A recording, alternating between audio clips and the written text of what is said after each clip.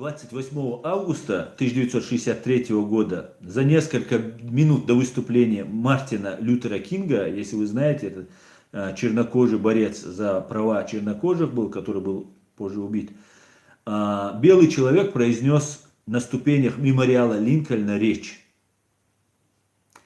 Им был раввин Иоахим Принц. Поведал он о своем прошлом. Когда он был раввином в Берлине во время Адольфа Гитлера, он сказал: «Я научился многим вещам. Самое главное, что я осознал, пройдя через те чудовищные времена, было то, что фанатизм и ненависть не самая острая проблема. Самая ужасная, позорная, трагическая и постыдная проблема – это молчание. Мы обращаемся к немецким властям. 23 августа было совершено заказное убийство в центре Берлина. Был убит гражданин Грузии и Чеченской республики Ичкерия Зелимхан Хангашвили. По истечению более 2 месяцев немецкие правоохранительные службы и политики хранят молчание. Стоит напомнить, что убийство Хангашвили произошло через 2 дня после отказа канцлера Германии Ангелы Меркель вернуть преступника Владимира Путина в G7.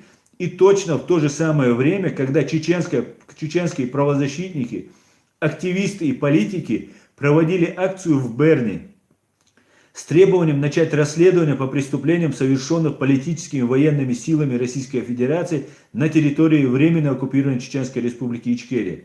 Путинская банда очередной раз совершила акт устрашения, то есть террористический акт. Мы призываем не молчать.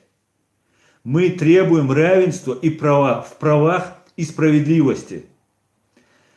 Для всех, кто хочет посетить эту акцию, она пройдет в Берлине 13 ноября 2019 года с 11 часов до 13 часов. Место – Генеральная прокуратура. Я призываю всех чеченцев, которые проживают здесь. Туда приедут люди из Австрии на этот митинг, из Франции.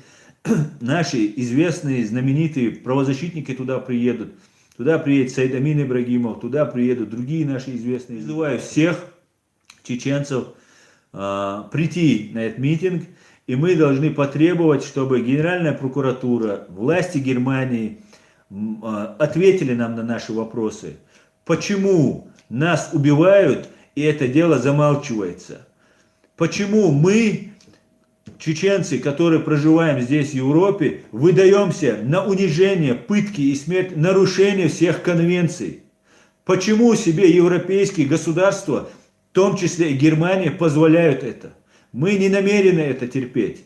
Мы не можем позволить себе за наш счет представлять ваши страны демократическими, цивилизованными, соблюдающими права человека. Нет. Права человека не соблюдаются, по крайней мере, по отношению к чеченцам. Я ни в коем случае не хочу сказать, что Германия и другие страны нам не оказали. Даже оказали помощь. Даже если бы я так говорил, даже если я это утверждал, это было бы абсолютной ложью. Потому что только европейские страны приняли несколько сот тысяч наших граждан. И мы благодарны за это. Благодарны всем, кто нам оказывает помощь. Благодарны как государству, так и гражданам, которые очень сильно нам помогают интегрироваться, обучают наших детей, лечат наших взрослых, помогают нам пережить вот тот геноцид, который мы прожили. Но ничего не закончилось, есть права.